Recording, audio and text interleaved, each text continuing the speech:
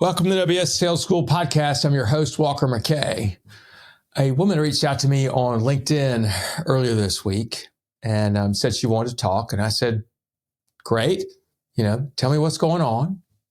And she said, I was Rookie of the Year at my company this year. I said, okay, congratulations. Let's talk. So I get her on the phone or she calls me, whatever, and we're talking. And I said, so what does Rookie of the Year mean? She goes, that means I sold more than anybody else who's been there for 2 years or less.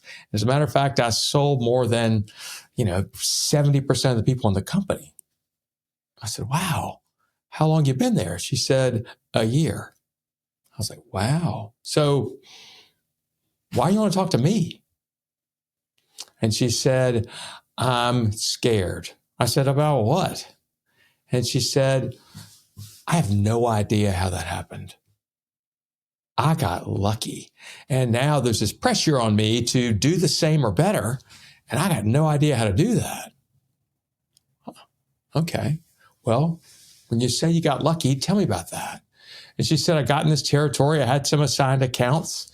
And, kind of, even though it hadn't happened in a long time, a lot of those bought big stuff from me. I was just, accounts were assigned to me and just kind of got lucky and said, I called on some other people and I brought in some accounts, but I don't think I can repeat what happened. Most of my sales came from 3 big projects and I don't know how the hell I found them. I didn't find them. They found me. I said, okay, tell me about your prospecting behavior. She said, what are you talking about? I said, how many calls do you make every day or every week? And how many meetings are you trying to set every day or every week? And she said, I never really thought about that. I said, okay. I said, what do you hold yourself accountable for? She said, well, when the phone didn't ring, and sometimes I'll go out and ride the marketplace and drop in on places. And I said, well, how often do you do that? And she said, I don't know, about once every couple of weeks. I said, okay, starting to get the picture now. I get it, right? If you're not doing prospecting behavior on a regular basis, if you're not getting out there and holding yourself accountable to a number of phone calls every week, to set meetings, a number of meetings that you're trying to set, right? If you're not out there in front of the world, in front of your customers, in front of people, in front of your prospects on a regular basis, kind of what you're hoping for is that we call them a bluebird, right? That a bluebird just shows up. And sounds like you had 3 or so bluebirds last year that really took you over the top. But bluebirds you really had nothing to do with. They just kind of show up. And she says, that's exactly what happened. And so we started talking about some behavior metrics that she could put into place, prioritize, right? She was going to start making 10 prospecting calls a day, right? Either in the phone or in person. And I said, just do it 4 days a week. Do it 4 days a week. So maybe you do, Monday, Tuesday, you got a bus wreck on Wednesday, then do it Thursday, Friday. There's always going to be one day where shit happens and you can't get out or you don't make the phone calls. I like to just set stuff over 4 days. And I said, start doing that. And I said, even if you suck at the way you approach, even if your selling technique is terrible, you'll do better and you'll know why you were successful. And just by putting yourself out there, by reaching out and hearing, no, no, no, no, no. I believe I'm a polytheist. I believe in the sweet baby Jesus and also the sales goddess. And the sales goddess is a bitch. And she has got a horrible, mean sense of humor. And so they like to lead you on, right? Oh, you're really great. And then the rug gets pulled.